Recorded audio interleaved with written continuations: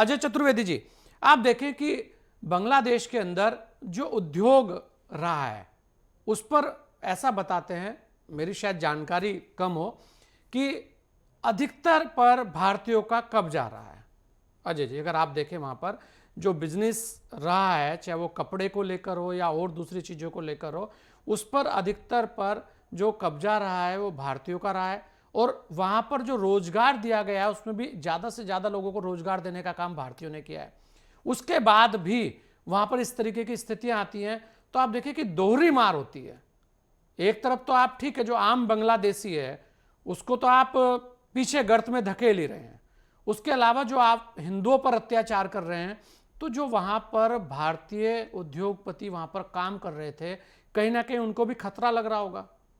तो ऐसे में सबसे बड़ा जो नुकसान है वो फिर मैं वही कहूंगा कि ले देकर बांग्लादेश के लोगों का तो जो हो रहा है, लेकिन उससे बड़ा नुकसान जो है वो हमारे लोगों का हो रहा है।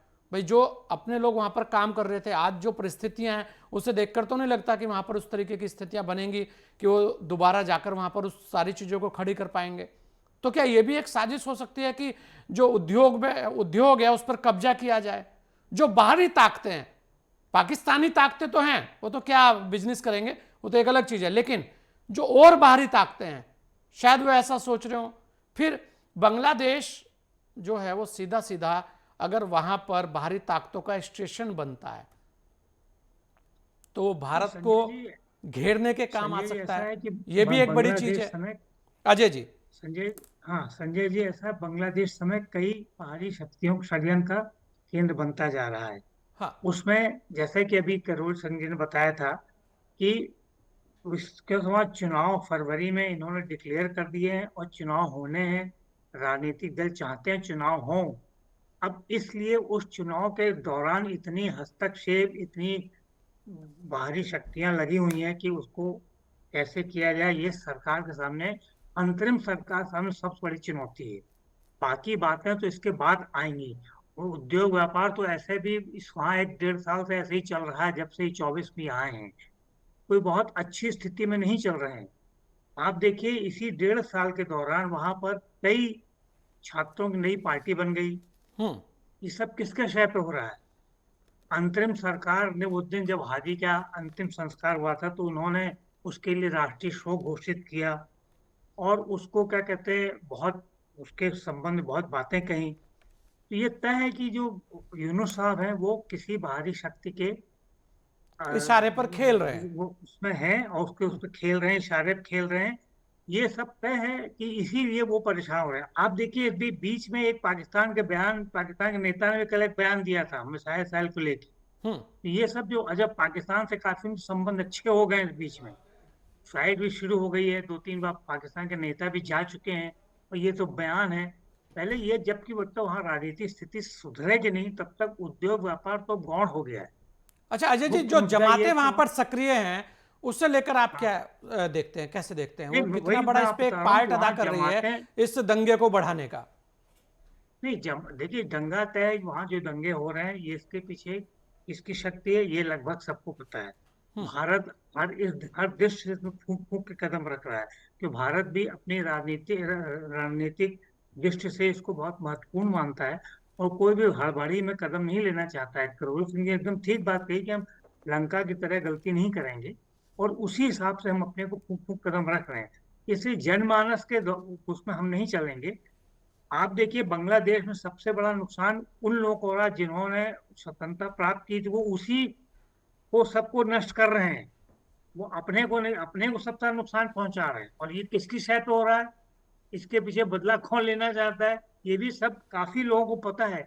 लेकिन क्योंकि वहाँ स्थिति ऐसी है कि हम ज्यादा उसमें खुल के हस्तक्षेप नहीं कर सकते, इसलिए हमको भी उसी चीज को देखते इस परिस्थिति के अनुसार ही काम करना है। और बाकी जब ये स्थिति ठीक हो, जब तक चुनाव नहीं होंगे वहाँ स्थिति हो सकता है और बिगड़े। आप देखिए, अमेरिका के भी कल कुछ नेताओं ने, लॉ मेकर्स ने कहा है कि आप स्थिति सुधारिए।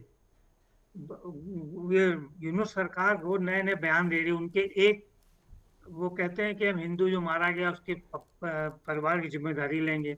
दूसरे कहते हैं कि हम भारत से संबंध ठीक रखेंगे, इकोनॉमिक हमारे को बढ़ानी है। वहां बड़े कॉन्ट्रडिक्टरी बयान भी आ रहे हैं। पहले वो सरकार में आपस में तालमेल ही कम दिख रहा है, और इसमें उनको हवा दिया जा रही है, जिसमें यूनुस साहब फंसे हुए हैं।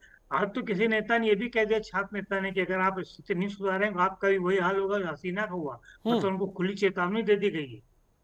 उनके हसीना, उनके खेत जायदाद के भी लड़के भी 70 साल बाद आ रहे हैं। तो वहां पॉलिटिकल स्थिति बड़ी कियोस में जाती मतलब जा रही ऐसा लग रहा है अजय जी कि जब वहां तक। युवाओं के हाथों में, जो युवा हैं उनके हाथों में गन पकड़ा दिए, तलवारें पकड़ा दी हैं कि भाई अब आप आगे बढ़ो, जो भविष्य होना वही मैं चाहिए और उनका, उन्होंने उससे कल कल इतर उनको संसद भवन काम में पे हमला भी लगाया जा किया रहा था। है कि आप इस पे परसों आइए। संसद संसद भवन में हमला भी किया था हम्म। उसके अंतिम संस्कार के बाद।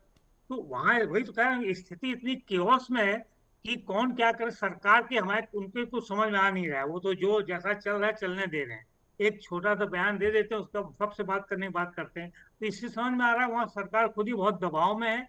और जिस तरह आज उनको धमकी दी गई छात्र नेताओं की ओर से, वही वही एनसीपी जो पार्टी नई बनी है, हम्म। कि अगर आप स्थिति नहीं सुधारेंगे लॉ एंड ऑर्डर की, तो आपको भी ये शेख हसीना की तरह भागना पड़ सकता है। ये बहुत बड़ी चुनौती उनके सामने, तो एक और है ना जिसको अजय जी, आप उन्होंने। देखिए कि फोर्स जो है लगातार दंगा बढ़ता ही जा रहा है। तो एक सवाल हाँ, तो यही बनता है यही ना कि भाई कानून व्यवस्था आखिर इतनी लचर कैसे हो गई? क्या हाथ बांध नहीं तो दिए गए वही। हैं, या जो हाँ, उपद्रवी हैं वो पकड़ में नहीं आ रहे हैं? वही सरकार चाहे तब ना आएंगे। हाँ, वहां तो हर सरकार मतलब में सरकार योगी की तो मंशा पर लगातार ही बैठे सवाल नए है नए यहाँ पे। बयान दे रहे हैं।